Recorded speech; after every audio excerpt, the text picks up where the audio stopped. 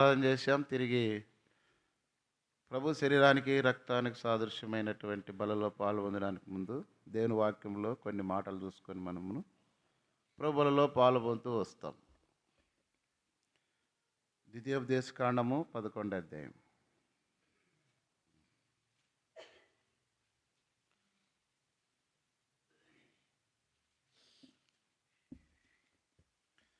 ద్వితీయోపదేశకాండము 11వ అధ్యాయము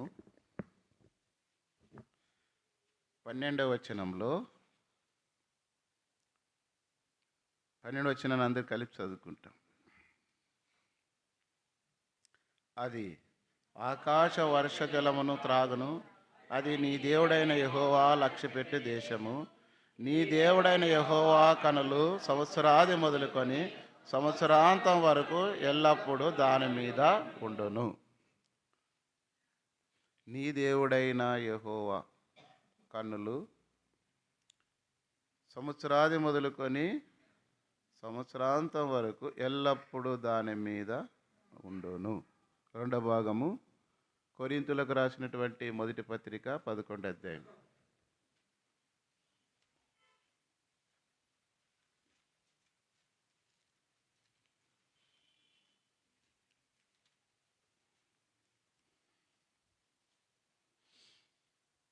ఇరవై 7, 28, 29, 30, 31 మార్చి చదువుకుంటాం. 27 నుంచి. కాబట్టి ఎవడు అయోగ్యముగా ప్రభు యొక్క రొట్టె తినో లేక ఆయన పాత్రను త్రాగునో వాడు ప్రభు యొక్క శరీరం గూర్చి రక్తమును గూర్చి అపరాధియగును. కాబట్టి ప్రతి మనుషుడు తాను పరీక్షించుకొనవలను. అలాగే చేసి ఆ రొట్టెను తిని ఆ పాత్రలోనిది త్రాగవలను. ప్రభు శరీరం అని వేచింపక తిని త్రాగువాడు తనకు శిక్షావిధి కలుటకే తిని త్రాగుచున్నాడు. ఇందువలనే మీలో అనేకులు బలహీన రోగులై ఉన్నారు, చాలామంది నిద్రించుకున్నారు. అయితే మనలను మనమే విమర్శించుకొని ఎడలా తీర్పు పొందక పోదుము. మనము చదువుకున్నటువంటి భాగము ద్వితీయోపదేశకాండము 11వ అధ్యాయము 12వ వచనం. నీ దేవుడైన యెహోవా కనులు సంవత్సరాది మొదలుకొని సంవత్సరాంతం వరకు ఎల్లప్పుడూ దాని మీద ఉండును అని మన భాగం చదువుకుంటూ వచ్చినాం. ఇది దైవజనుడు మోషే దేవుని ప్రజలైనటువంటి ఇశ్రాయేలీయులకు వారు ఐగుప్తు దాసత్వంలో నుండి విడిపించబడి కానానులోనికి మరి ప్రయాణమై నడిపించబడి అందులో ప్రవేశించే మరి దేవుడిచ్చినటువంటి మాటను బట్టి వారు ప్రయాణమును నడిపించినప్పుడు ఎన్ని రకాలైనటువంటి వాగ్దాన దేశమైనటువంటి ఆ దేశంలో కానానులోని ప్రవేశించడానికి ఎన్నో రకాల దేవుడు వారి పక్షంగా చేసిన కార్యములన్నీ తలసిపోసుకుంటూ చివరిగా వృద్ధాపంలోనికి వచ్చినప్పుడు రెండవ పర్యాయము దేవుని ప్రజలకు ఈ ఉపదేశం మొదటి 5 కాండాలను మోషే రచించినట్టుగా బైబిల్ పండితులు సెలవిస్తూ వచ్చినారు. ఆది కాండము, నిర్గమకాండము, లేవి కాండము, సంఖ్యాకాండము, ద్వితీయోపదేశకాండము. మొదటి 4 కాండాలలో ధర్మశాస్త్రంలో ఉన్నటువంటి విషయాలను తిరిగి ద్వితీయోపదేశకాండ దేవుని ప్రజలకు రెండవసారి ఉపదేశము తెలియపరచిన. అప్పుడు వారితో చెప్పిన మాట ఏమంటే, నీ దేవుడైన యెహోవా కన్నులు సంవత్సరాది మొదలుకొని సంవత్సరాంతం వరకు ఎల్లప్పుడు దాని మీద, సంవత్సరం ఆరంభం నుంచి కూడా సంవత్సర అంతం వరకు చివరి వరకు కూడా దేవుని దృష్టి ఆ దేశం మీద ఉంది, లేదంటే ఆ ప్రజలైనటువంటి వారి మీద ఉంది అని మనం ఇప్పుడే చూస్తూ, దేశం అంటే మట్టి కాదే, దేశం అంటే మనుషులని. కాబట్టి దేవుడు లోకంను ఎంతో ప్రేమించినాడు. ఆ లోకంలో ప్రేమించిన మనలను ఆయన అంగీకరించిన ఆయన బిడ్డలు అయిన వారి విషయాల్లో దేవుడు చూపిన ప్రేమను బట్టి ఆ ప్రేమ ఎంతవరకు ఉంటుందంట? సంవత్సరాది మొదలుకొని సంవత్సరాంతం వరకు, ఆరంభం నుంచి ముగింపు వరకు. మనం కూడా దేవుని బిడ్డలుగా ఈ లోకంలో జీవించినంత కాలం, ఆరంభం నుంచి మన జీవితము ముగించే వరకు కూడా ఆయన కనుదృష్టి ఎలా ఉంటుందంట? కన్నుల దృష్టి ఎల్లప్పుడూ దాని మీద. దేవుని దృష్టిలో మనం ఎల్లప్పుడూ ఉంటున్నాం. మరి దేవుని దృష్టి మనపై ఎల్లప్పుడూ ఉండాలన్నప్పుడు మన కన్నులు, అందుకే 2 దినవృత్తాంతం 16:9 రాయబడింది, తన ఎడల యథార్థ హృదయం గల వారిని బలపరచుటకై యెహోవా కన్న దృష్టి లోకమంతటా సంచారము చేయుచున్నది. 94 కనులు ఇచ్చిన వాడు కానకుండునాను. కాబట్టి ఆయన దృష్టికి మరుగైనది ఏదీ కూడా లేదు. నువ్వు ఎక్కడున్నా, ఏమి చేసినా, ఏం మాట్లాడినా, ఏ రీతికి ప్రవర్తించినా అన్నీ కూడా ఆయన దృష్టికి మరుగైనది ఏది కూడా లేదు. ఒకవేళ నువ్వు అనుకోవచ్చు, పిల్లి అనుకుంటుందంట, కళ్ళు మూసుకొని పాలు తాగుతూ దొంగతనంగా నన్ను ఎవరు చూడలేదులే అనుకుంటుందంట. నీవు కూడా దేవుని బిడ్డవై ఉండి కూడా దేవుని ఇంటికి వచ్చి దేవుని వాక్యాన్ని విని, లేదంటే రక్షణ మార మనసు పొందానని చెప్పి ప్రభుని ఆరాధించి ప్రార్థన చేసి బలలో పాలు పొంది వెళ్తున్నావు. అయితే దేవుని దృష్టి నీపైన ఉంది. ఎల్లప్పుడూ ఆయన కన్నులు మనపైన ఉన్నాయి. దేవుడు చూస్తున్నాడనేటువంటి ఆలోచన, దేవుని దృష్టి మనపైన ఉందన్నటువంటి ఆలోచన మనం ఎప్పుడైతే కలిగి ఉంటామో, యెహోవా యందు భయము పవిత్రమైనది. యెహోవా యందు భయము పవిత్రమైనది. దేవుని భయం ఎలా ఉంటుందంటే పవిత్రంగా మనం కాపాడుకోవడానికి, నడుచుకోవడానికి నడిపించేది.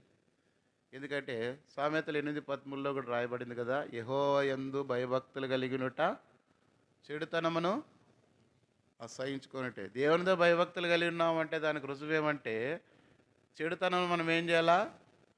అసహించుకోవాలి. దానికి దూరంగా మనం ఉండాలి.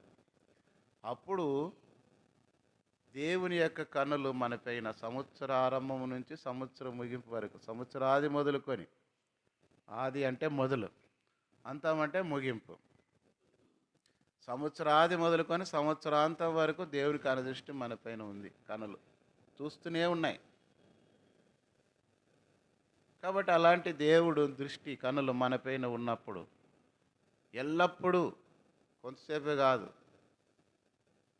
కొన్నిసార్లు మనం లోకంలో ఉన్నప్పటికీ ఎప్పుడు కూడా మన కన్నుల ఎదుట మన పిల్లలు ఉండరు, మన కుటుంబంలో వారు ఉండరు, ఇంటి వారు ఉండరు.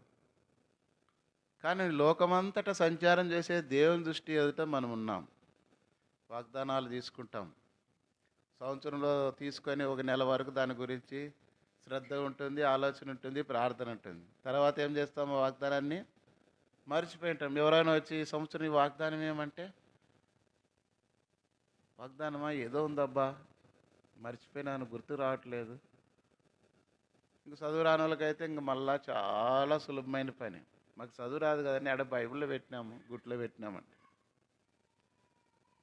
వాళ్ళు కదా అక్కడ ఇక్కడ పోయి అవి తీసుకొని వచ్చి ఎగబెట్టారు. ఆడ పెట్టింటారు. అక్కడి నుంచి ఆ ఊరికి పోయి తెచ్చినాం, ఈ ఊరికి పోయి తెచ్చినామని. అంటే వాళ్ళు అక్కడి నుంచి తెచ్చుకున్న ఒక ఆయన అదే చెప్తున్నాడు. యెరూషలేములో వెళ్ళి, అంటే యెరూషలేం దేశంలో పోయి అక్కడ వెళ్ళిన తర్వాత ఆ మట్టి, ఆ నీళ్ళు బీరువాలో పెట్టుకున్నాడంట.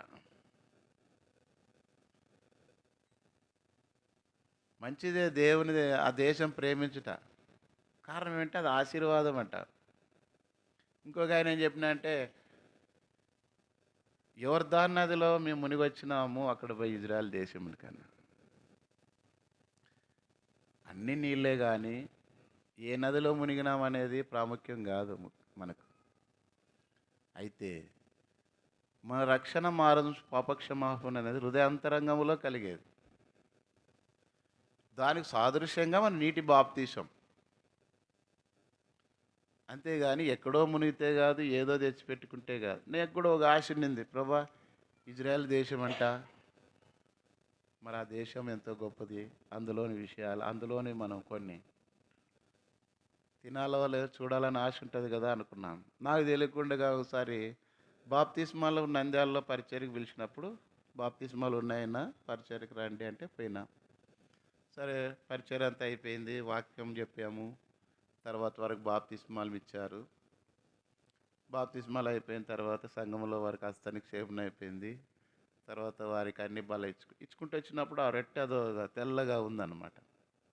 ఇదేంది ఇట్లా, సర్లే ఇక్కడ ఏమన్నా ఆ రకంగా ఉందేమో అని, అప్పుడు కరోనా టైం కదా, ఇట్లా తెప్పించినారేమో అనుకున్నా. సరే అది తిన్నాం. తర్వాత ఆ ద్రాక్ష రసం ఇస్తే అదో రకంగా, అంటే చప్పగా ఉంది, తీయలేదు. సరే అని తాగిన తర్వాత ఆయన అనౌన్స్మెంట్లు చెప్తున్నాడు. ఈరోజు మనము మరి ఇజ్రాయెల్ దేశంలో నుంచి తీసుకొచ్చినటువంటి బల్ల, ఆ రొట్టె, ఆ ద్రాక్ష రసాన్ని మనము సంఘమంతటికి కూడా మరి ఇచ్చాం. కారణం అంటే ఆ దేశానికి పోయి వచ్చిన వ్యక్తి తీసుకొచ్చినాడు, బాప్తిస్మాలు ఏర్పాటు చేసి ఆ రోజు వచ్చినాడు. ఇంకా కొంతమంది ఏం చేశారంటే ఆ దేశానికి పోయి వచ్చిన బాటిల్లో మిక్సింగ్ చేసి అవన్నీ మందిరాల్లో అందరికి కూడా పోస్తూ వస్తారు. నేను అప్పుడు అనగా ఆశగల ప్రాణాన్ని దేవుడు తృప్తిపరిచినాడు అనుకున్నాం. మనం ఇజ్రాయెల్ దేశానికి పోకపోయినా ఇజ్రాయెల్ దేశంలో ఉందే నాకు కోసం దేవుడు చెప్పించినాడు అనుకున్నాను. అంటే దేవునికి ఏదైనా చేయడానికి సాధ్యమే, సమర్థుడే, మనకు ఆశ ఉండాల. కాబట్టి అట్లా అనుకున్నాను. ఏదైనా మంచిదే, ఇజ్రాయెల్ దేశం అంటే మంచిదే, కానీ ఇజ్రాయెల్ దేశం కంటే పరలోక దేశం గొప్పది. ఇజ్రాయెల్ దేశంలో యుద్ధాలు జరుగుతున్నాయి, అక్కడ కూడా ఇప్పుడు కూడా యేసు ప్రభువుని అంగీకరించని వారు ఉన్నారు. ఒక ఆయన మాట్లాడుతూ, నేను వాక్యాన్ని ఫ్లెక్సీ దానికోసం పోయింటి అంటున్నాడు. మీరు ఈ బైబిల్ కాదండి, ఈ వర్డ్స్ కాదండి అయితే ఆయన ఏం చేసినాడంటే గొర్రె పిల్ల అనే దాని మీద తప్పబెట్టినాడు. పాత బండిరా అని ఒకటి ఉంటుంది అనమాట, ఆ రా మీద ఉంటాయి బైబిల్లో ప్రింటింగ్ అప్పుడువి. ఆ రా కాదు, మామూలుగా రా రాయాలా అని ఉన్నాడు. తర్వాత జూడాయిజం, జూడా గ్రంథం అని ఒకటి ఉంటుంది. యూదా గ్రంథంలో యేసు ప్రభు వారిని వాళ్ళు ఒప్పుకోరు. మెస్సియానే వాళ్ళు ఎదురు, అదే కదా అపోస్తల కార్యంలో చంపడానికి, స్టెఫెన్ చంపడానికి కారణం ఆ మెస్సియా యేసుప్రభు వచ్చినాడు అని చెప్పడం బట్టి, ఈయన ధర్మశాస్త్రం దేవదూషణ చేస్తున్నాడు అని చెప్పేసి యేసుప్రభుని సిలువ వేసిన దానికే స్టెఫెన్ చంపింది. ఇప్పుడు కూడా వాళ్ళు ఒప్పుకోరు. చాలా భయంకరమైన హింసలు. మీకు అక్కడ మనకు కొన్ని అప్పుడు వీడియోలు కూడా చూపించినాం, సింహాల బోన్లో వేడి చంపడము, యేసుప్రభుని అంగీకరించిన వారు శ్రమలు. మన పాటోడు పాడుతుంటే రాళ్లతో కొట్టబడి రంపాలతో కోయబడడానికి పాట పాడతాం కానీ బాగుపడుతున్నాం, కానీ దాంట్లో అర్థం తెలుసుకుంటే తెలుసు. కాబట్టి దేవుని బిడ్డలుగా మనం అనేక పర్యంలో ఏం చేస్తూ వస్తామంటే మనకు తలంచిన ఆలోచనలోనే మనం పోతాం, కానీ దేవుని ఆలోచన, నా తలంపులు మీ తలంపులు వంటివి కావు. కాబట్టి దేవుని వాగ్దానాలు తీసుకుని అంతటితో మర్చిపోవడం కాదు, కానీ వాటిని ఎల్లప్పుడూ మనం ఏం చేయాలంటే ప్రార్థన గుర్తుగా చేసుకొని, ప్రభువా ఈ వాగ్దానం ఇచ్చినావు, దాన్ని నెరవేర్చు. దాదాపు నేను ఒక 25 సంవత్సరాల వరకు రక్షణ పొందిన నాటి నుండి వరుసగా వాగ్దానాలను రాసుకుంటూ వచ్చినాను. మిగతా కొన్ని రాసినానుగా అక్కడెక్కడ ఉన్నాయి, ఓ బుక్లో అన్నీ రాసి పెట్టుకుంటూ వచ్చిన, ఆ బుక్లో అప్పటి వరకు ఉన్నాయి. ఇంకొక 4-5 సంవత్సరాలు ఎక్కడో రాసి పెట్టి పెట్టినాను, కంటిన్యూగా గుర్తులేవు. ఎందుకు చెప్తున్నానంటే దేవుని వాక్యము శ్రేష్టమైనది. కాబట్టి అలాంటి దాన్ని మనం ఎల్లప్పుడూ జ్ఞాపకం చేసుకోవాలి. దేవుడు మన జీవితంలో చేసిన వాటిని సంవత్సరాది మొదలుకొని సంవత్సరాంతం వరకు దేవుని కన్నులు మన పైన ఉన్నప్పుడు మనము ఏం చేయాలి? ఆ ప్రజలు ఆనాడు ఆ యొక్క ఐగుప్తులో నుండి వారిని కానాను దేశంలోనికి నడిపించినప్పుడు దేవుని కనుదృష్టి వాళ్ళపైన ఉంది. ఎలా ఉందంటే 10 రకాల తెగుల నుంచి వాళ్ళని కాపాడుతూ నడిపించి వచ్చినాడు, ఐగుప్తులను విడిపించినాడు. అరణ్య మార్గంలో వారికి ఆహారాన్ని అనుగ్రహిస్తూ వచ్చినాడు. అంతేకాకుండా అంతకుముందుగా మనకు తెలిసి ఎర్ర సముద్రమును 2 పాయలుగా చేసినాడు, శత్రు సైన్యాన్ని ముంచివేసినాడు. దానికి ముందుగా మనకు తెలుసు అగ్నిస్తంభముగా, మేఘస్తంభముగా వారు నడిపిస్తూ వచ్చినాడు. ఎంత గొప్ప దేవుడు! దాటించిన తర్వాత కూడా అరణ్యంలో వారికి ఆహారము, నీటిని, తర్వాత శత్రు భయం నుండి తప్పిస్తూ వచ్చినాడు. కొంతమంది దేవుని ప్రజలకు విరోధముగా చెయ్యెత్తినప్పుడు దేవుడు వారితో యుద్ధం జరిగించి కనాను దేశంలో ప్రవేశించడానికి వారు నడిపిస్తూ అయితే అనేక మంది దేవునికి ఇష్టలుగా ఉండక అరణ్యంలో ఏం చేయబడుతూ వచ్చినారంట? సంహరించబడిరి. దేవుని వాగ్దానాలు కూడా మనం ఆ కనాను దేశంలో వాళ్ళ వెళ్ళకుండా సంహరించబడ్డానికి కారణం అంటే దేవునికి ఇష్టమైనది లేదు. అందుకే యేసుప్రభు వారు పుట్టిన తర్వాత ఇదే లూకాసు వార్త 2:14 మనం సర్వోన్నతమైన స్థలములలో దేవునికి మహిమయు ఆయనకి ఇష్టలైన మనుషులకు భూమి మీద ఆయనకి ఇష్టలైన వారుగా ఉండాల. అదే దేవునికి ఇష్టమైంది, అది నాకు ఇష్టం. మనం చాలాసార్లు విన్నాం కదా అది. ఆ కుష్ఠరోగి వచ్చి ఏమన్నాడు? దావీదు కుమారుడా నన్ను కరుణించుము. ఏమన్నాడు? మన మత్తయి సువార్తలో 8వ అధ్యాయంలో ఒక కుష్ఠరోగి వచ్చి ఆయన మొక్కి, నీకు ఇష్టమైతే నన్ను శుద్ధినిగా చేయమన్నప్పుడు చేయగలవని అడిగితే, నాకు ఇష్టమే, నువ్వు శుద్ధుడవు. కాబట్టి దేవునికి ఇష్టమైనప్పుడు ఆ రోగాన్ని బాగు చేసినాడు. కాబట్టి దేవునికి ఇష్టమైన జీవితం జీవించి దేవునికి ఇష్టమైన విధానంలో మనం వచ్చినప్పుడు దేవుడు మనకిచ్చిన వాగ్దానాలను కూడా ఏం చేస్తూ వస్తాడంటే నెరవేరుస్తూ వస్తాడు. దేవుని కన్న దృష్టి, దేవుని కను సంవత్సరాదులు మొదలుకొని ఎల్లప్పుడూ దానిపైన. కాబట్టి మనపైన కూడా సంవత్సరం ఆరంభం నుంచి అనుకుందాం, ముగింపులో ఆరాధనకు ఆదివారానికి వచ్చాం. దాదాపుగా 52 వారాలు ఉంటాయని, సంవత్సరానికి 52 వారాలు ఉంటాయి. చివరి వారంలో వచ్చిన మళ్ళీ దేవునికి అనుదృష్టి మన పైన ఉన్నప్పుడు ఎల్లప్పుడూ మన పైన ఉంది కనుక మనం ఏ రీతిగా నడుచుకోవాలి, ఎల్లప్పుడూ అనే మాట మీద మనం చూస్తూ వస్తాం. మనం కూడా ఎల్లప్పుడు ఏమి మానవ జీవితం ఎలా ఉందంటే, ఆదికాండం 6వ అధ్యాయంలో చదవండి. ఆదికాండము 6వ అధ్యాయం 5వ వచనం. నరుల చెడుతనము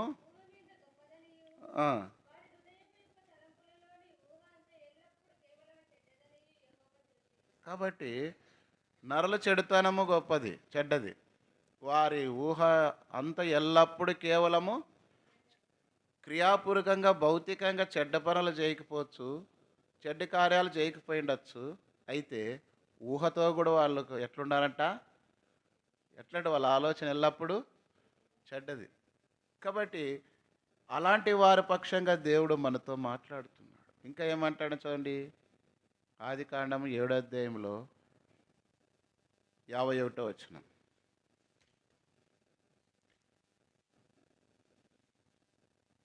ముష్కరులారా, హృదయములను చెవులను దేవుని వాక్యం లోబడి నొల్లని వారులారా, మీ పితరుల వరే మీరును ఎల్లప్పుడూ పరిశుద్ధాత్మను ఎదిరించుచున్నారు.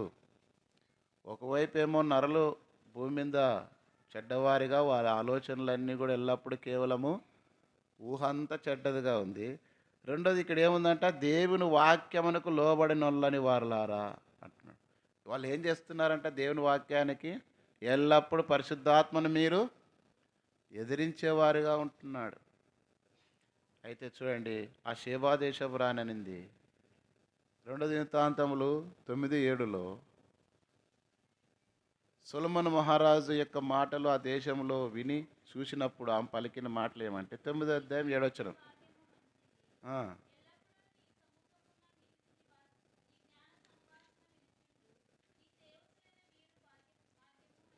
కాబట్టి సొలొమోను మహారాజు ఎంత అంటే అపారమైనటువంటి జ్ఞానం కలిగిన వాడు, ప్రపంచంలో అంత.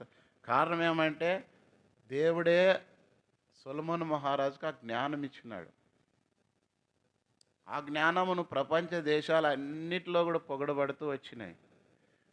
ఇక్కడ శేబదేశపు రాణి కూడా ఆయన జ్ఞాన మాటలు వినడానికి వచ్చి వినిన తర్వాత అంటుంది, ఆమె ఏమంటుందంటే, ఎల్లప్పుడూ నీ సముఖమును నిలిచి నీ జ్ఞాన సంభాషణ వినుచుండి నీ సేవకులైన వీరి భాగ్యము ఎల్లప్పుడూ నీ మాటలు వినుచున్నాం. మనం కూడా లోకంలో ఉండేవారికి ఇంత ధన్యత లేదు, దేవునింటికి రాని వారికి ధన్యత లేదు, లేదంటే లోకంలో దేవుని ఎరగని వారికి ధన్యత లేదు. కానీ ఎల్లప్పుడూ అంటే ఆయా సమయాల్లో మన మందిరాల్లో అపోస్తుల బోధ, సహవాసము, రెట్టి విడిచే ప్రార్థన చేయటి, అనేకమైన కూడికలు కలిగి ఉండి రకరకాలుగా ప్రతిదానికి మనం కూడిక కలిగి ఉండి దేవుని వాక్యం వింటూ ఉంటాం.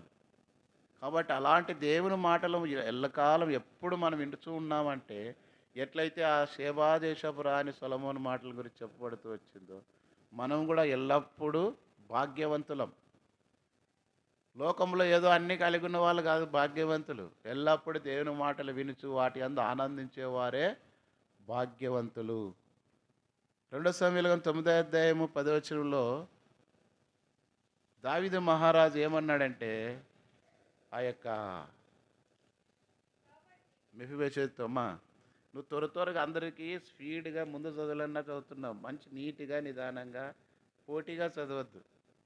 బాగా నిదానంగా ఒకరికి అవకాశం. మీరు కూడా మిగతా వాళ్ళు చదవండి. పవిత్ర చదువుతుందేమో అని మిగతా వాళ్ళు ఊరుకో ఉన్నారు. వాక్యాన్ని పోటీతోనో దురుద్దేశంతో చదివితే దేవుడు దాన్ని అంగీకరించాడు. గుర్తుపెట్టుకో. నీట్గా నిదానంగా. ఇంకోసారి ఎవరైతే మొదటి చదువుతున్నారో వాళ్ళకి అవకాశం ఇవ్వాలి. పోటీకి వాళ్ళు చదువుతున్నా కూడా చదివి డామినేట్ చేసి ముందుకు పోవడం కాదు అది. కొన్నిసార్లు పసలు చూసుకుంటుంటాం మనం, పొడుచుకుంటుంటే ఇట్లా పోయేదాన్ని అట్లా పోయేది, అట్లా ఉండకూడదు. దేవుని పిల్లలు ఎవరైతే తగ్గించుకుంటారో దేవుడి దృష్టికి అది యోగ్యమైంది. కాబట్టి చదువమ్మా ఇప్పుడు 2 సమూయేలు గ్రంథం 9వ అధ్యాయము 10వ వచనం. కాబట్టి నీవును నీ కుమారులను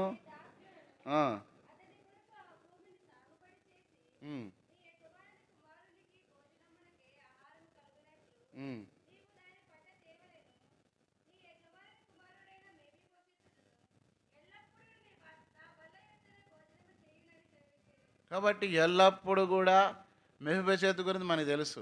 సౌలు వాళ్ళ తాత, అతని కుమారుడు యోనాతాను, వాళ్ళిద్దరు కూడా యుద్ధంలో చనిపోయినారు. ఆ సమయంలో ఇంకా దావీదు అతని జనలు మెఫీబోషెతుని చంపుతారని లోదెబారులో ఒక రహస్యంగా ఉన్నాడు.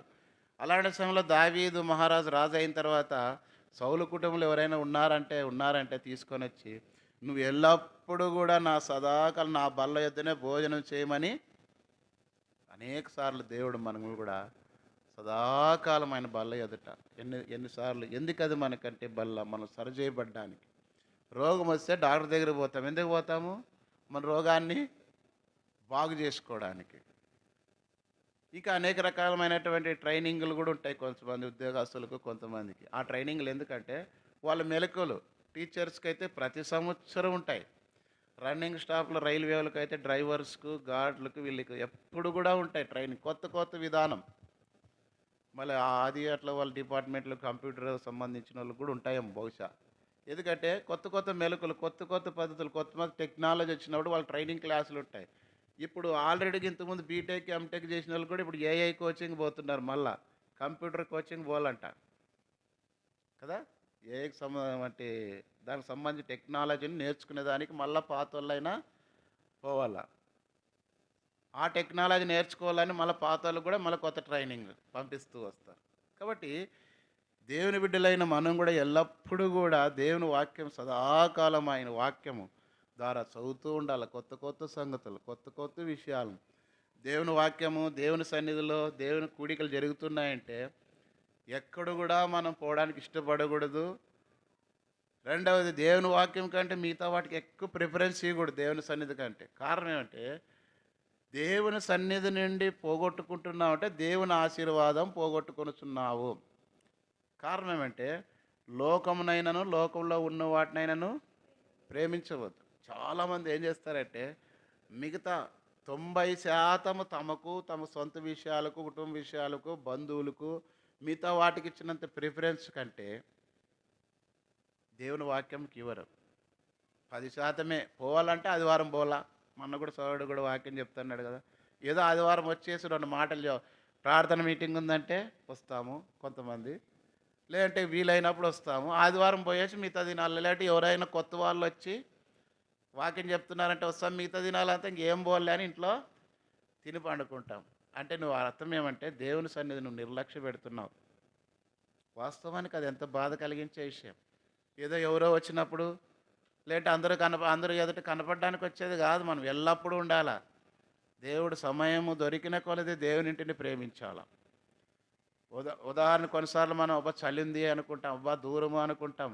కానీ మనిషిని ప్రేమించడానికి ఎంత చలి ఉన్నా, ఎంత ఎండ ఉన్నా, ఎంత ఇబ్బంది ఉన్నా కూడా పోతాం. కారణం ఏమంటే ఆ మనిషి ఏమనుకుంటాడో. ఉద్యోగానికి పోవాలనుకో, లేదంటే పనికి పోవాలనుకో, పనికి తెల్లారుదామున 6 గంటలకే చలికైనా పోతాం. దేవుని మందిరానికి 10 గంటలకు కూడా రాము. ఏంటికి? ఎప్పుడు పోతే ఎవరు అడగాలి? దీనికి ఏముంది?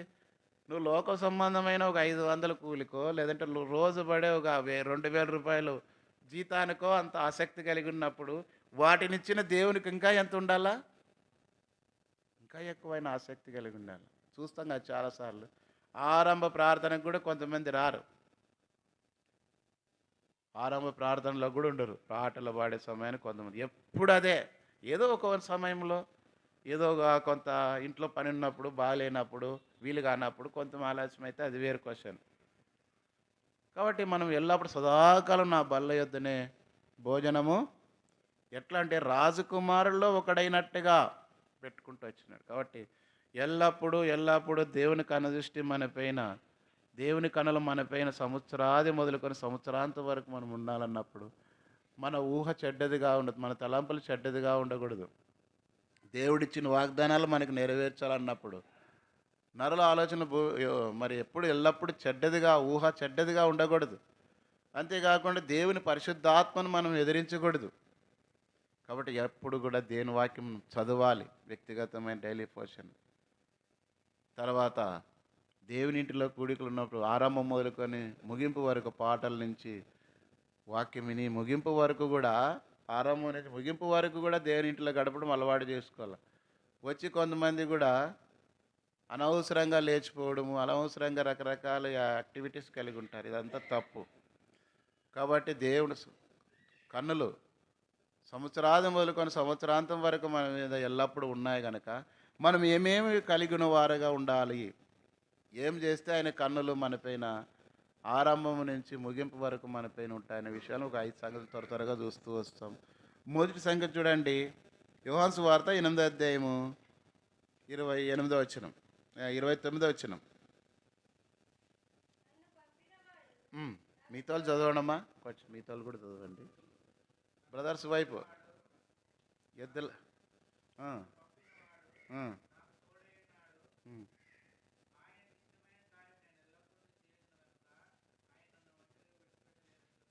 కాబట్టి ఏమంట, ఆయనకి ఇష్టమైన కార్యం నేను ఎల్లప్పుడూ చేయదును. దేవుడు ఎప్పుడు మనకు తోడుగా ఉంటాడు, ఎప్పుడు తన వాగ్దానాలు మన జీవితంలో నెరవేరుస్తూ వస్తాడంటే ఆయనకి ఇష్టమైన కార్యం జరిగించాలి. ఏమి ఆయనకి ఇష్టమైన కార్యం అంటే, కీర్తనలు 40వ అధ్యాయం 8వ వచనం రాయబడింది. 10వ వచనంలో, దేవా నీ చిత్తం నెరవేర్చుట నాకు సంతోషం. దేవుని చిత్తం ఎరిగి దాన్ని చేయుట. అందుకే ఇంకో చోట దావీదు మహారాజు 147లోనో 10 అనుకుంటాను, దేవా నీ చిత్తానుసారంగా ప్రవర్తించుట నాకు నేర్పు. ఈరోజు నేను చేసే పని దేవునికి ఇష్టమా కాదా? కారణం ఏమంటే, భూమి మీద భక్తులే శ్రేష్ఠులు, కేవలం నాకు ఎవరు ఇష్టలు అంటే ఆయనకి ఇష్టమైన కార్యం జరిగించాలి. కానీ ఈ దినాల్లో ఏమైపోతున్నారంటే మనుషులు సంవత్సరం ఆరంభం నుంచి ముగింపు వరకు కూడా, ఫిలిప్పీ పత్రిక 2:21 అంటాడు, చదవాలి, ఇంకోరు మార్చి చదవాలి.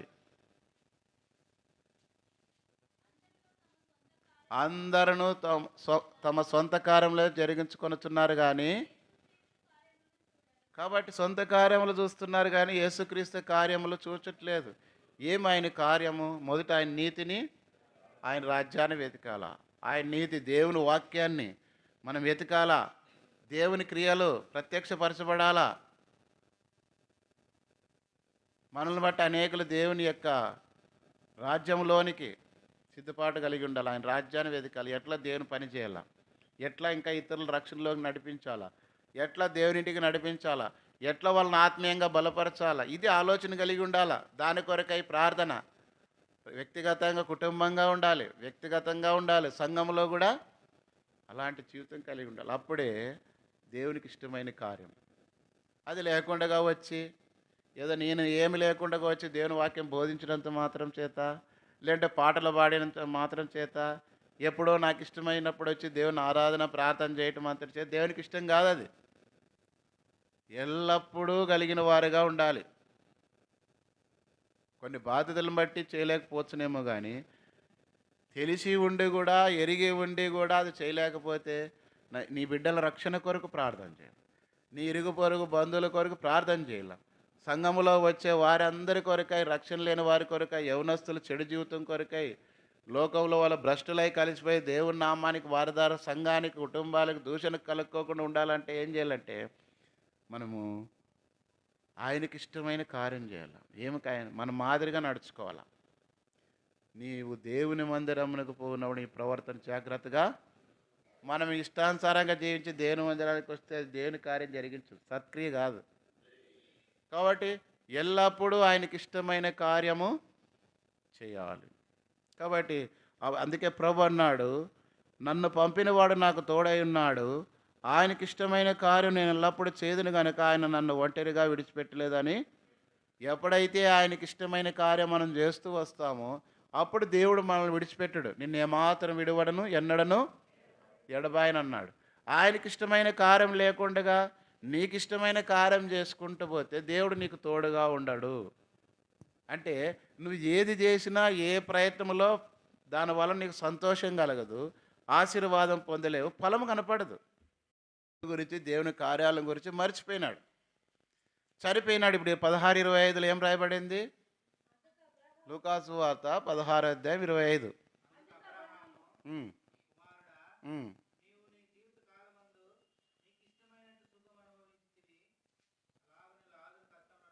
కాబట్టి ఆ ధనవంతుడు తనకిష్టమైనట్లు జీవితకాలం అంతా సుఖం. ఎంత సంపాదించుకోవాలా, నేను ఎట్లా ఇండ్లు కట్టుకోవాలా, నేను ఎట్లా ఆస్తి సంపాదించుకోవాలా, నేను నా పిల్లలకి ఎట్లా ఆస్తి కూడిపెట్టాలా, ఎట్లా వాళ్ళని గొప్పవాళ్ళుగా చేయాలా, ఎట్లా భూ సంబంధమైన వాటి కొరకై ప్రాకులాడాలా, ప్రయత్నాలు చేయాలా, పగలు రాత్రి టైం వెనక సమయం వెనక అసమయం వెనక సొంత విషయాల కొరకే ఇష్టం వచ్చినట్లుగా జీవించినామే కానీ సొంత ఇష్టం కొరకే బ్రతుకుతారు కానీ దేవుని ఇష్టం కొరకై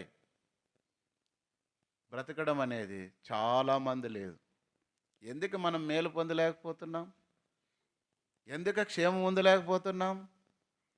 మనకేమో దేవుని కన్నులు దేవుని దృష్టి పైన మనకి ఎల్లప్పుడూ ఉండాలా, కాపుదాలు ఉండాలా, ఆశీర్వాదం ఉండాలి, రోగాలు వస్తే బాగు చేయాలా, పెళ్ళిళ్ళు చేయాలా, ఉద్యోగాలు రావాలా, అన్నీ చేయాలి. కానీ మనం మాత్రం ఏం చేయం.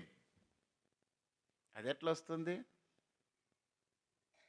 కాబట్టి దేవుని బిడ్డలుగా మనమే ఆయనకి ఇష్టమైన కార్యము చేసేవారిగా ఉండాలి.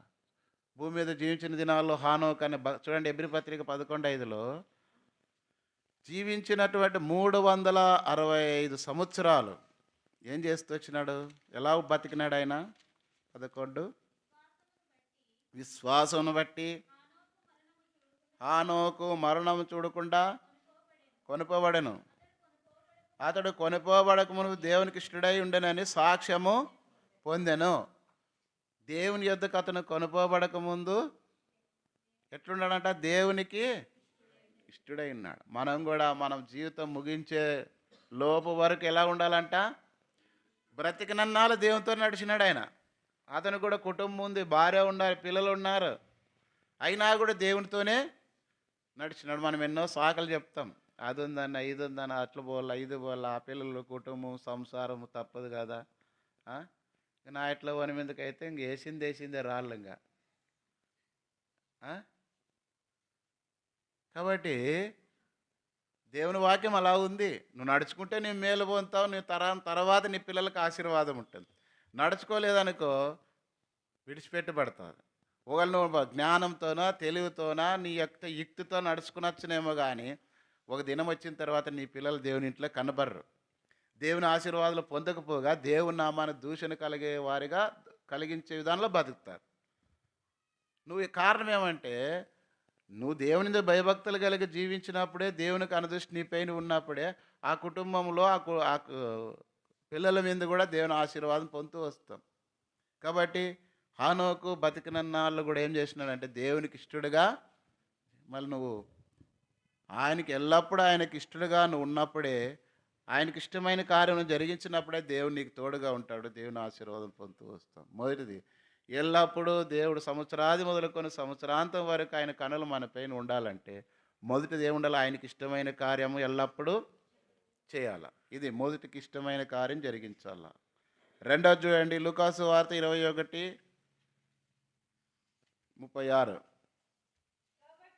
కాబట్టి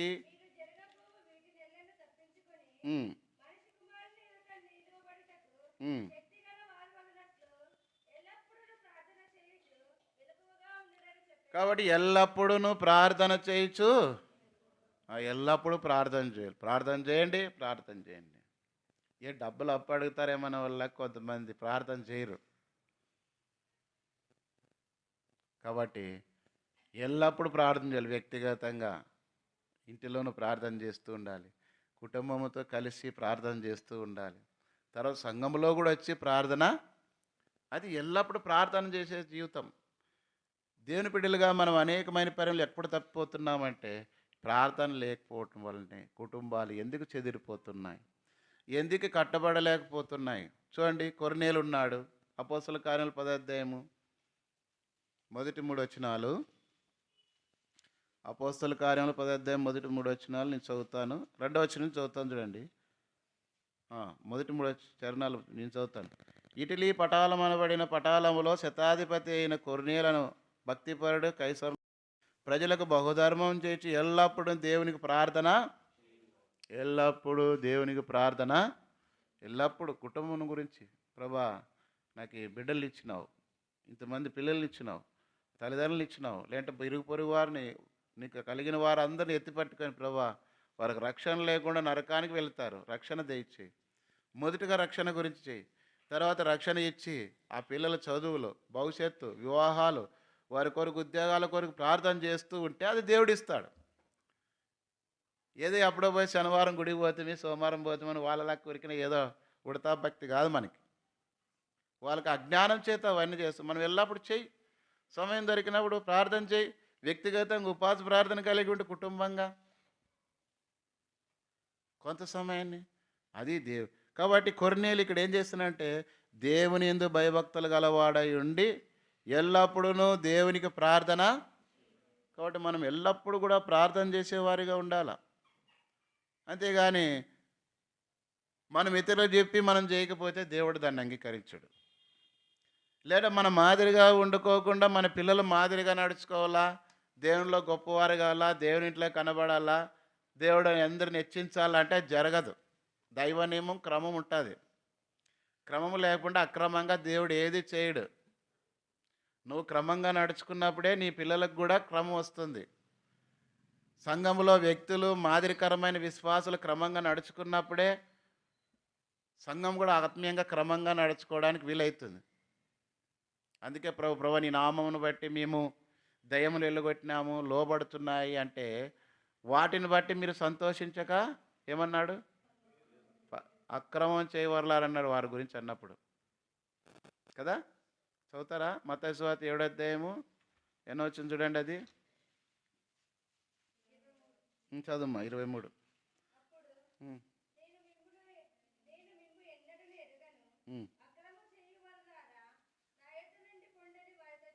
కాబట్టి వాళ్ళు ఏమో దయాల్లో పడుతుండే అవి జరుగుతున్నాయి ఇవి జరుగుతున్నాయి అని చెప్పినారు. కానీ ప్రభు ఏమన్నాడు వారిని? నేను మిమ్మల్ని ఎప్పుడును, కారణం ఏంటంటే నీ పేరు జీవగ్రంథమందు లేదు, సరైన విధానంలో జీవితం లేదు.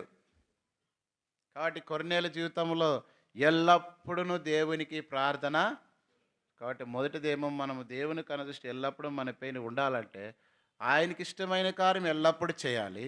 రెండవదికి ఎల్లప్పుడూ ప్రార్థన చేయాలి. అపోస్తలుడైన పౌలు ఈ విషయాన్ని కూడా చెప్తున్నాడు. చదవండి ఆ మాట. ఫిలిప్పీ పత్రిక 1వ అధ్యాయం 5-6 వచనాలు.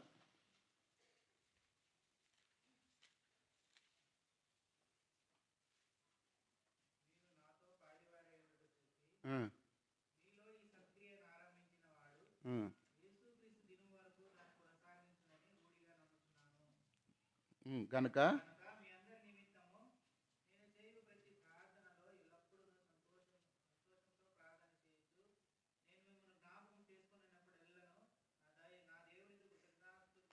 కాబట్టి ఫిలిప్పీ సంఘములో ఆ ప్రజల గురించి వారి యొక్క దాతృత్వాన్ని బట్టి దేవుని కొరకు వారు జీవించే క్రియాపూర్వకమైన జీవితాన్ని బట్టి కలిమిలో కూడా వాళ్ళ పేదరికంలో కూడా ఎట్లున్నారంటే ఎల్లప్పుడూ సంతోషంగా దేవుని కొరకై దేవుని కార్యాలు జరిగిస్తూ ఉన్నప్పటికీ వాళ్ళని బట్టి పౌలు ఏమంటున్నంటే నేను చేయి ప్రతి ప్రార్థనలు ఎల్లప్పుడూ సంతోషంతో మీలో ఆత్మీయంగా ఎదిగే కొద్దీ, మీ జీవితాలు కట్టబడే కొద్దీ, సంఘం వర్ధిల్లే కొద్దీ, ఆశీర్వాదాలు పొందే కొద్దీ, దేవుని రాజు సువార్త ప్రకటించే కొద్దీ ఎల్లప్పుడూ ప్రార్థనలో ఇంకా ఎక్కువ చేసు ప్రభా నా ప్రార్థనకి ఇంతగా దేవుడు నువ్వు కార్యం జరిగిస్తున్నావు ఎల్లప్పుడూ సంతోషిస్తున్నాడంట.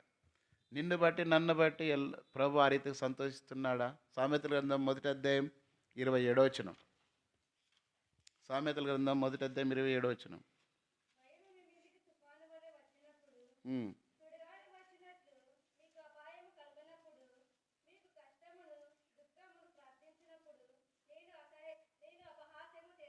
28 కూడా. అప్పుడు వారు నన్ను గురించి మొరపెట్టదురు కానీ నేను ప్రత్యుత్తరం ఇయ్యకుందును.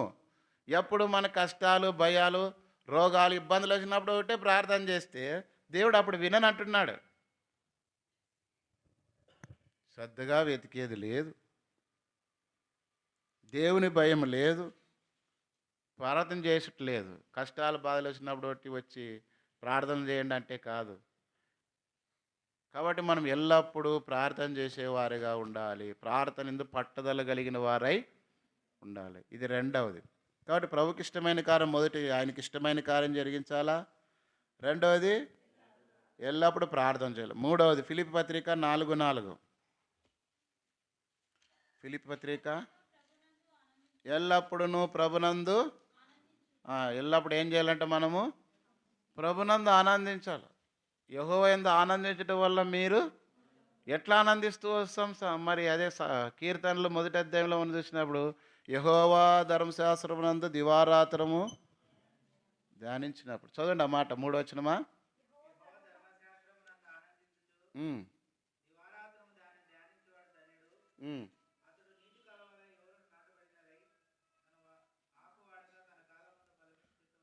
కాబట్టి యెహోవా ధర్మశాస్త్రమునందు దివారాత్రం ధ్యానిస్తూ ఆనందించాలి. దేవుని వాక్యమును బాగా శ్రద్ధగా చదువుతూ అందులో విషయాల ద్వారా ఆనందించాలి. యెహోవా యందు ఆనందించడం వల్ల మనం ఎప్పుడు ఆనందంగా ఉంటాము? ఎప్పుడు మనకు వచ్చే శ్రమలు, కష్టాలు అన్నిట్లో అధిగమించి విజయం పొందుతూ వస్తామంటే ప్రభువులో ఆనందించాలి. దేవుని వాక్యములో, దేవుని సన్నిధిలో, దేవుని ప్రజల మధ్యలో ప్రార్థన చేస్తున్నప్పుడు, ఆరాధన చేస్తున్నప్పుడు, దేవుని కార్యాలు జరిగిస్తున్నప్పుడు, దేవుని పరిచర్య చేస్తున్నప్పుడు మనం ఎల్లప్పుడూ ఆనందిస్తుంటాం. కాబట్టి ఎల్లప్పుడూ ఆనందించాలి. యోబుకు తెలుసు, యోబు ఆ ఊజు దేశమందు బహుధనవంతుడు, భయభక్తులు కలిగిన వాడు, నీతిమంతుడు, దేవుని యందు భయభక్తులు కలిగి చెడుతనమును విసర్జించిన వాడు. అలాంటి వాడికి ఏం కలిగిందంటే ఎల్లప్పుడూ నిత్యము ప్రార్థన చేసే వ్యక్తికి అపాయాలు వచ్చినాయి, కీడులు వచ్చినాయి, సాతాను శోధించినాడు, పిల్లలంతా, కుటుంబం అంతా చనిపోయినారు, ఆస్తి అంతా పోయింది, భార్య కూడా అతను వదిలిపెట్టిపోయింది. అయితే ఆ టైంలో ఏమన్నాడు? 1:21 యోబు గ్రంథం 1:21.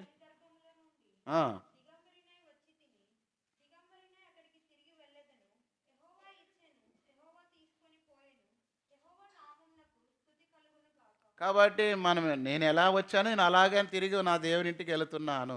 యెహోవా ఇచ్చినాడు కాబట్టి భార్య ఇచ్చింది ఆయనే, పిల్లల్ని ఇచ్చింది ఆయనది, ఆస్తి ఇచ్చింది ఆయనే. ఉన్నా ఒకటి, లేకపోయినా ఒకటి. అందుకే హబక్కూకు ఏమన్నాడు? సాలలో చదవండి 3వ అధ్యాయము ఎన్నో వచనం అది? 17 వచనం చదవండి. హబక్కూకు 3:17. అంజూరపు చెట్లు పోయకుండానను, ద్రాక్ష చెట్లు ఫలింపకపోయినను, ఆ, ఆ, ఉమ్, ఉమ్, ఉమ్, ఉమ్.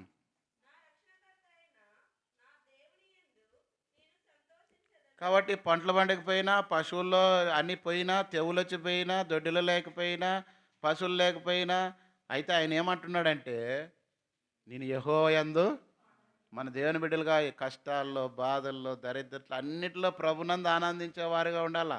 అన్ని ఇచ్చినప్పుడు ఓయేసుని ప్రేమానచుడు బాడి బాధ కలిగితేనే ఆరాధన లేకుండా, ప్రార్థన లేకుండా మందిరం మానేసి ఇంట్లో పండుకునేది కాదు, కూర్చునేది కాదు, లేదా బజారు తిరిగేది కాదు. ఏమొచ్చినా ఏం చేయాలి మనము? యెహోవా యందు ఆనందించాలా. నేను ఇంటికాల సమయంలో బాగలేదు, నాకు అంత జ్వరంగా ఉంది, జ్వరం నింటి ఎఫెక్ట్గా ఉంది. రాత్రి ట్యాబ్లెట్ ఉదయంకి పరిచర్యకి ఎట్లా చేయాలబ్బా అనుకుంటున్నాను. అక్కడికి ఇంకా ఏదో రకంగా చేసి ఫోన్ చేసినా కూడా ఇతరులు లిఫ్ట్ చేయలేదు.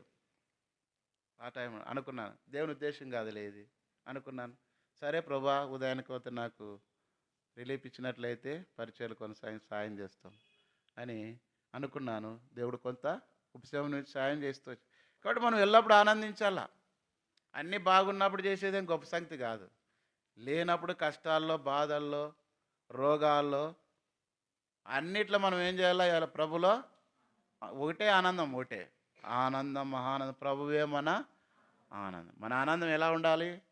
ఈ లోకంలో ఉన్నంతకాలం ఏమున్నా ఏమి లేకపోయినా ప్రభులో ఆనందము. ఇక్కడి నుంచి పోయిన తర్వాత ప్రభుతోనే ఆనందం. అంతకంటే గొప్పమైన ఇంకేముంది?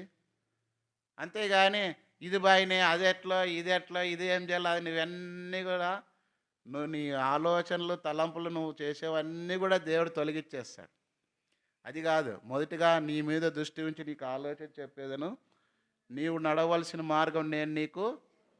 దేవుని మీద ఆధారపడు. దేవుడు ఏదైనా చేయగలడు. దేవుని మీద ఆధారపడితే చేస్తాడు. కానీ మనం దేవుని మీద ఆధారపడకుండా ఏమేమో చేయడానికి ప్రయత్నం చేస్తాం.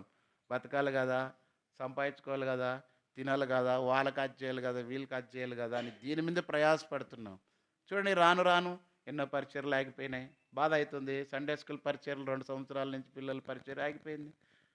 మళ్ళీ రీసెంట్గా ఆదివారం పరిచయలు కూడా ఆగిపోయినాయి. కారణం ఏంటి?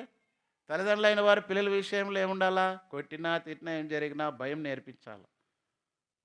అందరు కన్నట్లు మీరు కన్నట్లు అవతలలో కూడా కనింటారు, పెంచింటారు. ఎవరి పిల్లలు కానీ దేవుని ఇంట్లో కాదు, మీ ఇంట్లో ముద్దు. కాబట్టి పాతకాలంలో స్కూల్లో ఎవరన్నా కొట్టినారంటే టీచర్స్ ఇంట్లోకి వచ్చి కొట్టినారని ఒకవేళ తల్లిదండ్రులు చేస్తే వాళ్ళు కూడా కొట్టేవాళ్ళు. ఇంకా 2 ఏళ్ళు కొట్టకూడదు అనేవాళ్ళు. ఇప్పుడు అట్లా కాదు, స్కూల్లోనే కొట్టకూడదు. కొట్టినారనుకో వాళ్ళని, టీచర్స్ని పోయి వాళ్ళు దండించడం. అందుకే వాళ్ళు కూడా ఏం కొట్టరు, చెప్పింది చెప్తారు, వాళ్ళ జీతాలు వాళ్ళు తీసుకొని పోతారు. అందుకే స్పెల్లింగ్లు కూడా సరిగ్గా రావు. ఎంత చదువు చదివినారా కూడా స్పెల్లింగ్లు రాసేకి రాదు. ఇప్పటికీ చూస్తాను నేను. తప్పులే.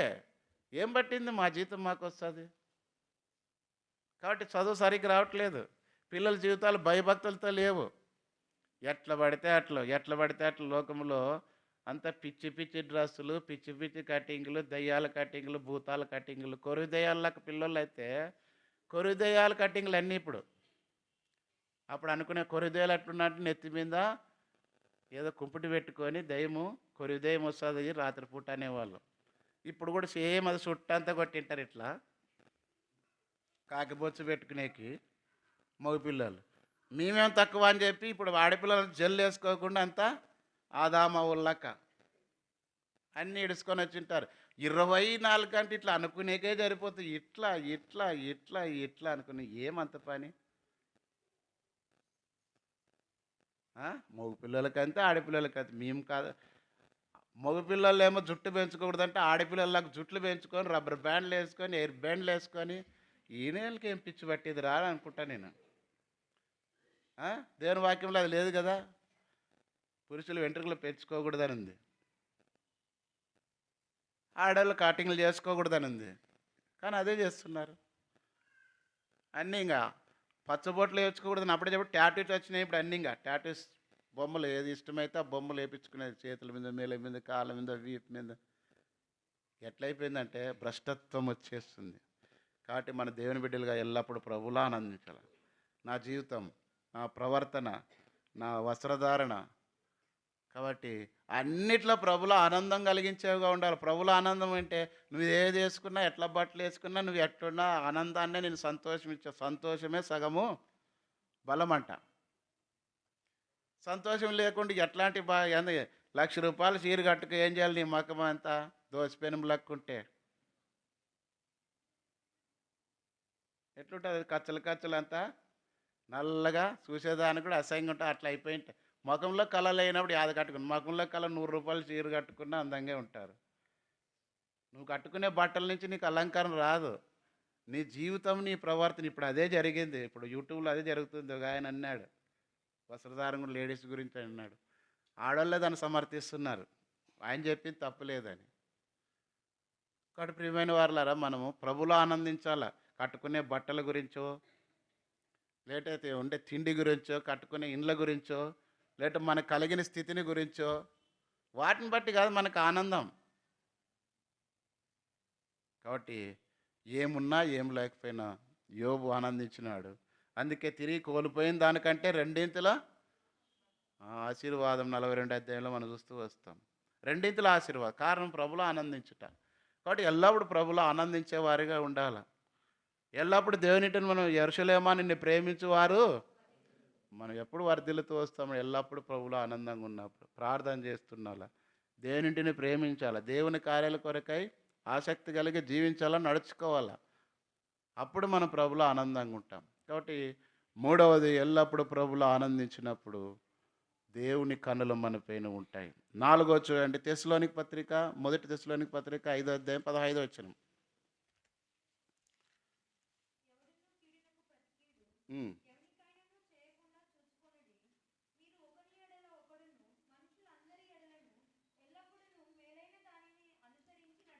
ఎల్లప్పుడూ ఏమై చేసి నడుచుకోవాలంట? మేలైన వాటినే. ఎల్లప్పుడు మనము ఇతరులకు మేలు చేసేవాళ్ళుగా ఉండాలి కానీ కీడు చేసేవాళ్ళుగా ఉండకూడదు. మనకు కీడు చేసినా వాళ్ళకి ఏం చేయాలంట? మేలు చేయాల. అది దావీదు మహారాజు చేసినాడు. సౌలు తన కీడు చేసినాడు, దావీదు మేలే చేసినాడు. ఒకవేళ ఆ ఫిలిస్తీయుడు గొల్యాతు వచ్చి ఎవడు కూడా యుద్ధంలో అతను తలపడకుండా ఓడిపోయింటే ఫిలిస్తీన్లకు వీళ్ళు దాసులుగా ఉండాల. ఆ కాలాల్లో ఓడిపోయిన తర్వాత రాజును చంపేస్తారు, సౌలును కూడా చంపేస్తారు. కానీ దావీదు మహారాజు వచ్చి బాలుడుగా ఉన్న ధైర్యముతో గొల్యాతు పైన విజయం చేసి పొందినాడు, చంపినాడు. ఇశ్రాయేలుకు విజయం వచ్చింది. అలాంటి వాడిని పొగిడితేనే సౌలుకి విషపు చూపించి చంపాలనుకున్నాడు. దావీదు మేలు చేస్తే సౌలు కీడు చేసినాడు. సౌలు కీడు చేస్తే దావీదు ఏం చేసినాడు? దొరికినా కూడా అతన్ని చంపకుండా విడిచిపెట్టినాడు. అందుకే మిమ్మల్ని ప్రేమించిన వారినే మీరు ప్రేమించిన మీకు ఏమి లాభము? మత్తయి సువార్త 5వ అధ్యాయం 44. ప్రభు ఏమన్నాడు? నేను మీతో చెప్పినదేమనగా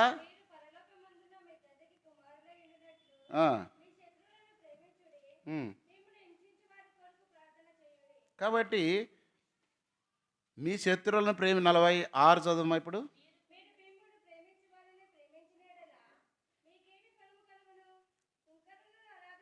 కాబట్టి మీరు మిమ్మల్ని ప్రేమించే వాళ్ళనే ప్రేమిస్తే ఏమి ప్రయోజనము? సుంకరులు అంటే వాళ్ళు అక్రమస్తులు. అలాంటి వారి వల్ల మీరు కూడా మిమ్మల్ని ప్రేమించిన వాళ్ళే మీకు ఏదైనా ఇచ్చే వాళ్ళకే ఇచ్చేది, మిమ్మల్ని ప్రేమించిన వాళ్ళతో ప్రేమించేది, మీతో మాట్లాడే వాళ్ళతోనే, మీకు ఇష్టమైన వాళ్ళతోనే ఇష్టం కలిగి ఉండడము. అది కాదు. దేవుని పిల్లలకు మనం ఏముంటాలంట? 40 చివరి వచ్చిన చదువు 48.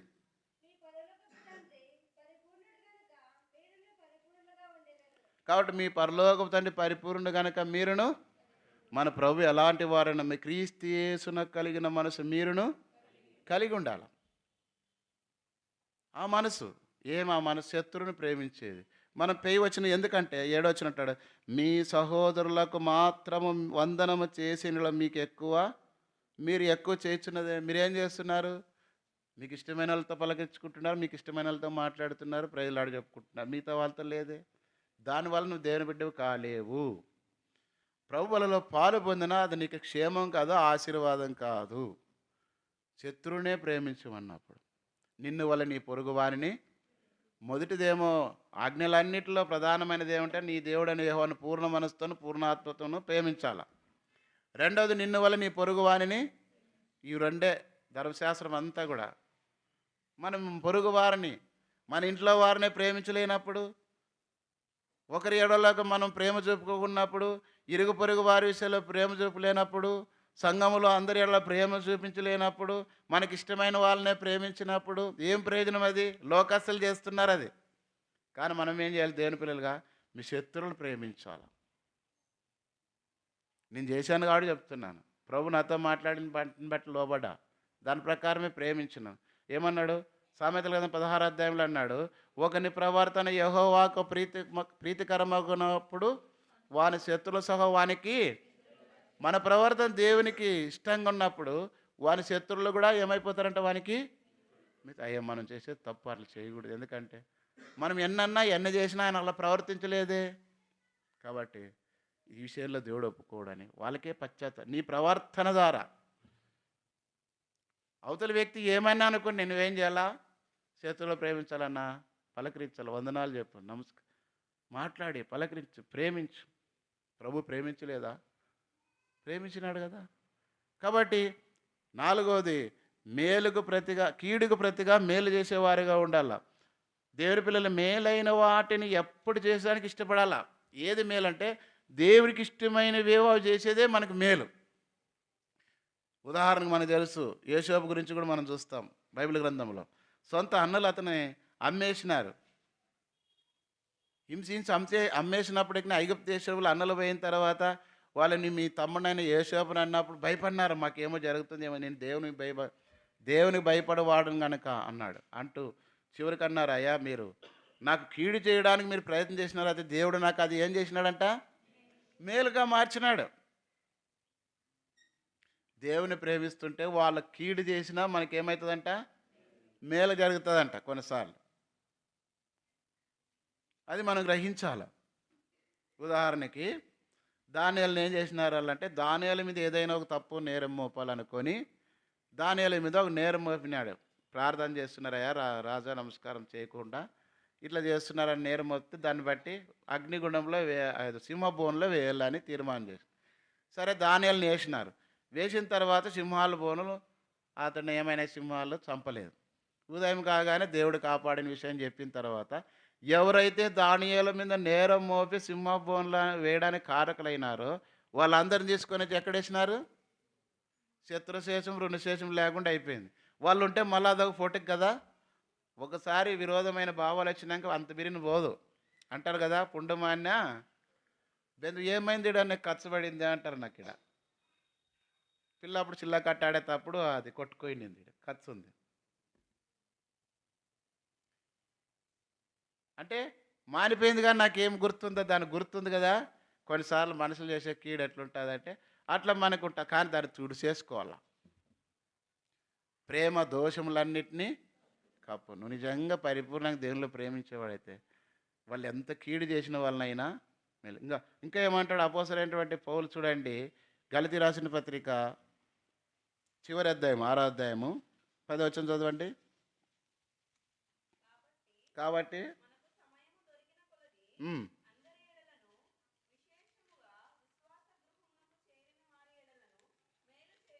కాబట్టి ఏమంటా ఇక్కడ ఏమన్నా అంటే అందరి ఎడల అంటే అన్యులైనా బంధువులైనా ఇరుగు పొరుగు వారైనా సంఘంలో అందరి ఎడల విశేషముగా ఏమన్నాడు, విశ్వాస గృహమునకు చేరిన వారి ఎడల మేలు. ఎందుకంటే వాళ్ళు ప్రభు బిడ్డలు కాబట్టి వారి ఎడల మనం మేలే చేయాలి కానీ కీడు చేయకూడదు. వాళ్ళ కీడు చేసినా కూడా మనం మేలు చేయాలి, అది దైవనీయం. అప్పుడు దేవుని బిడ్డవు. సమాధానపరచువారు ధన్యులు వారు ఏమంట, దేవుని కుమారులు అనబడదురు. ఇంకా ఏమంటాడు,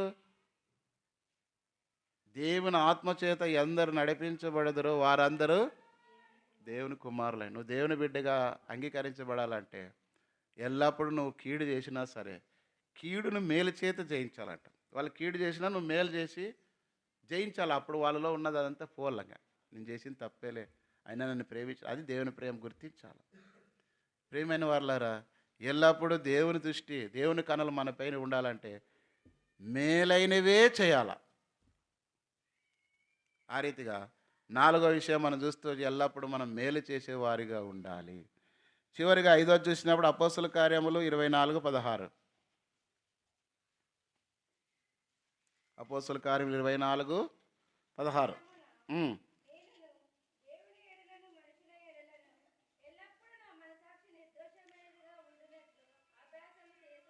కాబట్టి మన మనస్సాక్షి ఎల్లప్పుడూ నా మనస్సాక్షి నిర్దోషమైనదిగా అంటే దోషం లేనిదిగా ఉంచుకోవాలా. మన దోషారోపణ చేయకూడదు. మనస్సాక్షి చంపివేయబడతాయేమంటే 1 తిమోతి 4వ అధ్యాయంలో అబద్ధికులు అందరూ చదవండి. ఆ మాట ఏముంది? 1 తిమోతి 4 మొదటి వచనం చదవండి.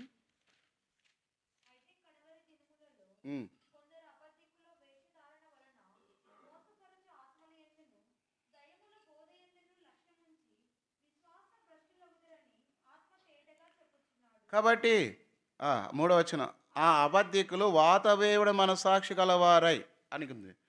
కొంతమంది దేవుని బిడ్డలైన వారు మనస్సాక్షి అంటే ఏమంటే అపరాధ భావన కలిగి ఉన్న దాన్ని మనలో ఇది తప్పు అని చూపించినప్పుడు అది చేయకుండా ఉండేదానికి మనలో మనస్సాక్షి. దేవుని బిడ్డవు, నువ్వు అబద్ధం ఆడకూడదు, కానీ నీకు తెలుసు మనస్సాక్షి నువ్వు ఇది అబద్ధం ఆడకూడదు అని. అది అపరాధం, దేవుని దృష్టికి అపరాధం. ఆ అపరాధం కలిగినటువంటి భావం నీలో కలిగినప్పుడు దానిని ఏం చేస్తూ వస్తావు అంటే, ఇప్పుడు ఏమైతేలేనే అప్పటికి నా పని నెగ్గల్లా, నా కార్యం జరగల్లా, నేను మంచివానిగా కనపడల్లా, యథార్థవంతుడిగా నీతిమంతుడు కనపడాలని నువ్వు ఏం చేస్తావంటే అబద్ధం ఆడతావు. ఇంక ఫోన్లు వచ్చినాయంటే దినానికి ఎన్నైతే గంటకు ఒకటైన లెక్కేసుకుని 24 అవుతాయి. రాత్రి నిద్రపోతే 10 తీసేద్దాంలేండి మాట్లాడు. గంటకు ఒకటి లెక్కేసినా దినం 10 వేసుకో. 10 ఆజ్ఞల్లో ఒకటి అబద్ధం ఆడకూడదా అని ఉంది. 10 ఆజ్ఞల్లో ఒకటి తప్పిపోతే చూడండి, యాకోబు పత్రిక 2:10. యాకోబు పత్రిక 2:10. ఎవడైనను ధర్మశాస్త్రమంతయు గైకొనియు ఒక ఆజ్ఞ విషయంలో తప్పిపోయిన ఎడల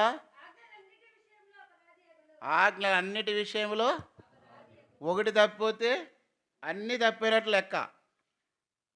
6 సబ్జెక్టులు ఉన్నాయి పిల్లలకి, 5 పాస్ అయినారు. ఇంకొక దాంట్లో 34 మాత్రమే వచ్చినాడు. పాస్ అంటారా వాళ్ళు ఫెయిల్ అంటారా?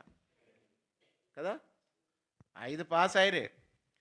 ఇంకొక దాంట్లో 1 మార్కే కదా, ఏమవుతుందిలే అనుకుని వాళ్ళు పాస్ చేయొచ్చు కదా, మళ్ళీ ఎందుకు చేయలేదు? కాబట్టి ఇంజనీరింగ్లో డిప్లొమాలో అప్పుడు ఉండే 18 సబ్జెక్టులు ఉన్నాయి. 17 పాస్ ఒక సబ్జెక్ట్ ఫెయిల్ అయినా కూడా వాళ్ళని ఏమంటారు? సర్టిఫికేట్ రాసి ఫెయిల్ అంటారు. ఫెయిల్ అని రాస్తారు. 18 ఫెయిల్ అయినా చివరికి 1 ఫెయిల్ అయినా ఫెయిలే. అందుకే ధర్మశాస్త్రం అంతా గైకొని ఒక ఆజ్ఞ విషయం తప్పిపోతే ఏమంట? ఆజ్ఞలన్నిట్లోన తప్పినట్లు లెక్క. అప్పుడు మామూలుగా హిందూ పురాణాల్లో కథ చెప్పేవాళ్ళు. వాడు మొక్కున్నాడంటే ఏదో జరిగితే 101 అది కడవ నీళ్ళు పోస్తామని 100 పోసినాడంటే ఓపితే బాయిలోనంటే ఎత్తుకొని వచ్చి లాస్ట్ ఇంక ఫైనల్గా తీసుకొని వచ్చి దాని మీద ఇంకా అయిపోయిందని దమాని వేసి ఇడిచినాడు. దానిపైన వేయగానే ఆయన ప్రత్యక్షమే శాపం పెట్టినాడంట. ఒక్కటే ఓర్పు లేకపోవడం. 100 చేసినారు, ఒక దాంట్లో ఓర్పు ఉండదు. మనం ఇంత ఆరాధన చేసి, ఇంత ప్రార్థన చేసి, ఇంత దేవుని ప్రేమించి, ఇన్ని రకాలకి ఇన్నేళ్ళు బతికి ఒక విషయంలో తప్పిపోతే అబద్ధమే చాలు. నీ మనస్సాక్షితో నువ్వు ఎరిగి ఉండి అబద్ధం ఆడినావు అనుకో, బైబిల్ గ్రంథంలో అబద్ధికులందరూ అగ్నిగుండంలో పాలు పొందుదురు అని లెక్కేసుకో. దినానికి 1, సంవత్సరానికి 365 అబద్ధాలు. ఇప్పుడు నువ్వు పరలోకం పోతావా లేదా? అందుకే యేసు ప్రభువును వెంబడించినటువంటి యవనస్తుడు అన్నాడయా, నేను ఈ బాల్యం నుండే ధర్మశాస్త్రం అంతా పాటిస్తున్నాను అంటే ఏమన్నాడు? చదువుతారా మాట? మార్క్స్ వార్త 10వ అధ్యాయం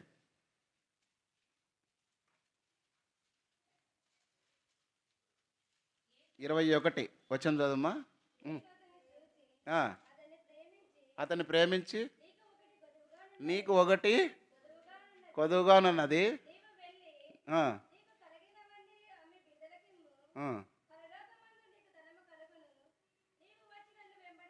కాబట్టి నీకు ఒకటి కొదువు ఉంది. కారణం అంటే నీ ధనమునే ప్రేమిస్తున్నావు, నీ కలిగిన స్థితినే ప్రేమిస్తున్నావు, నిన్ను నీవే ప్రేమించుకుంటున్నావు, నిన్ను నీవే నీతిమంతుడిగా నీతిమంతురాలుగా కనబడుతున్నావు అనుకుంటున్నావు. అంటే నీ కోటి కొదువు ఉంది. నీ కలిగినవన్నీ అమ్మి, దేవుని తెలుసు నీకు ఏమిటి మీద ప్రేమ కలిగి ఉన్నావు అన్నీ ప్రేమ. అందుకే ఎఫెసీ సంఘంతో అన్నాడు ప్రకటన 2వ అధ్యాయంలోను, ఇవన్నీ చేస్తున్నావు అయినా నీకు నీ మీద తప్పు ఒకటి మోపల్సి. ఏమి తప్పటి మొదటున్న ప్రేమ నీవు వదిలిపోయి, ప్రేమ లేని వాడనైతే నేను వ్యర్థుడినే. దేవుని బిడ్డలుగా మనం ఎంత ప్రేమిస్తున్నాం. అబద్ధమే కాదు, ప్రేమ లేకపోయినా ఇంకెన్నో విషయాలు ఉన్నాయి. బైబిల్ గ్రంథం గేహాజు అబద్ధం అన్నాడు. ఎక్కడ పోయినావయ్యా అంటే, దేవుని సేవకుడుగా ఉన్న వ్యక్తి ఆ కుష్ఠరోగాన్ని బాగా చేసుకొని నయమాన్ని వెళ్ళిపోతుంటే, అయ్యా నాకు ఆ ధనం ఇవ్వండి అంటబడినాడు. తీసుకున్నాడు, ఇంట్లో దాచిపెట్టొచ్చి ఎలిసి దగ్గరికి వస్తే, ఎక్కడ పోయినావు అంటే, నేను ఎక్కడ పోలేదని అబద్ధం అన్నాడు. ఆ కుష్ఠరోగాన్ని డబ్బులు ఇచ్చి ఆయన కుష్ఠరోగాన్ని అన్ని రాజు సైన్యాధిపతి పోగొట్టుకుంటున్న నయమాను డబ్బులు తీసుకొని కుష్ఠరోగం తెచ్చుకున్నాడు. మనం ఎందుకు శాపగ్రస్తులు అవుతున్నారు? ఎందుకు దేవుని ఆశీర్వాదాలు పొందలేకపోతున్నారు? ఎందుకు క్షేమం పొందలేకపోతున్నారు?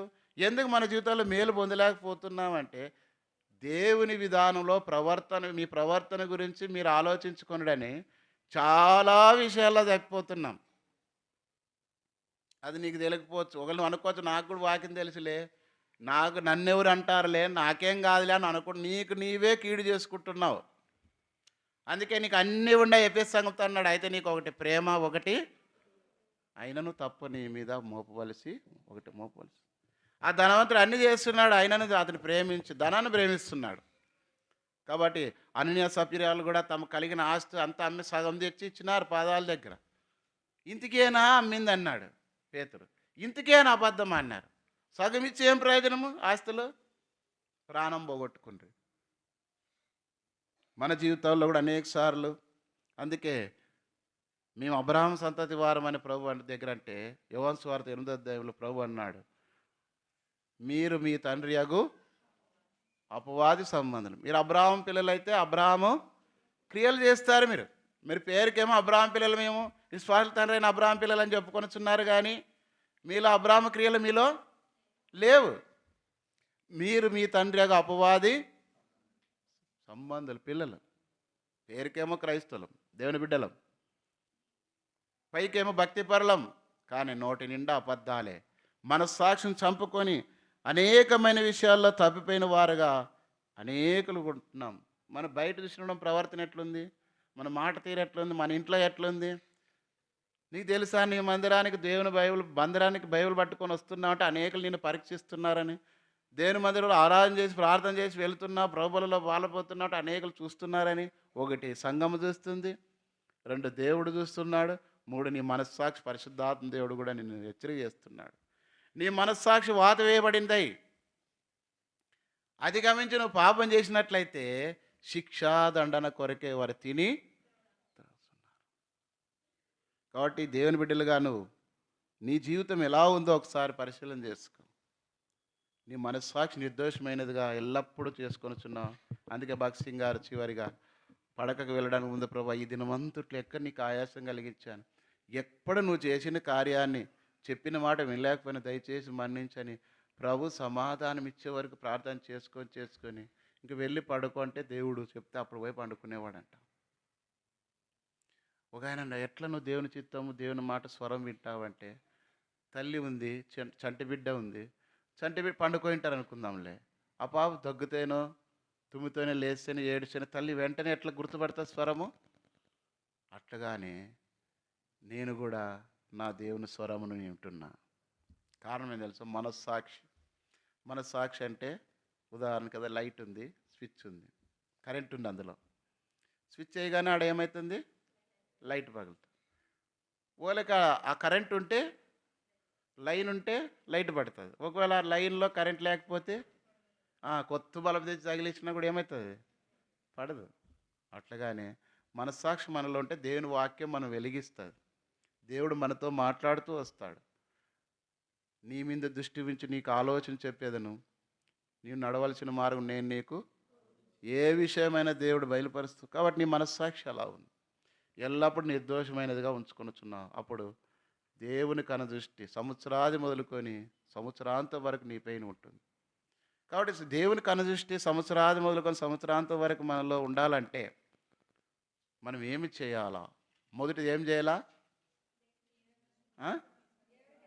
దేవునికి ఇష్టమైన కార్యాలు ఎల్లప్పుడూ చేయాలా. ఏదో క్రిస్మస్కి జనవరికి 1 ఏదో చేసింది కర్జికాయలు, గారెలు, అత్తరస్తాలు, ఓలిగలు ఇచ్చేది కాదు, లేదా అప్పుడు మాత్రమే బట్టలు ఇచ్చేది కాదు. కొంతమంది ఇంక పెద్ద భక్తి అనమాట అది. క్రిస్మస్ వేస్తే కొత్త బట్టలు ఎవరికి ఇచ్చేది, మన పాపాలన్నీ పోయినా అనుకుంటారు. వాళ్ళు చేసే పని అదే. అన్నదానం చేసో ఎవరికైనా దానం చేసి గుండు కొట్టించుకొని దానాలు చేస్తే అయిపోయింది, మన పాపాలు పోయినా అనుకుంటాను. నేను అనుకుంటాను, ఇంతమంది ప్రజల ముంచి ఆడపోయి లక్షల కోట్లు వేస్తే దేవుడు ఎట్లా క్షమిస్తాడని.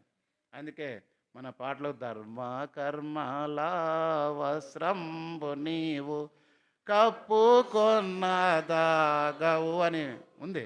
మనం ఎంతో ధర్మ కర్మాలు అన్నీ చేసేసి పోగొట్టుకోవాలా అనుకొని మనం ఏమో చేసి మంచి భక్తి పరులుగా నీతిమంతులు కనపడడానికి ప్రయత్నాలు చేస్తే కాదు, ఎల్లప్పుడూ చేస్తూనే ఉండాలి. దేవుని బిడ్డలుగా సత్క్రియ మనలో ఉండాలి.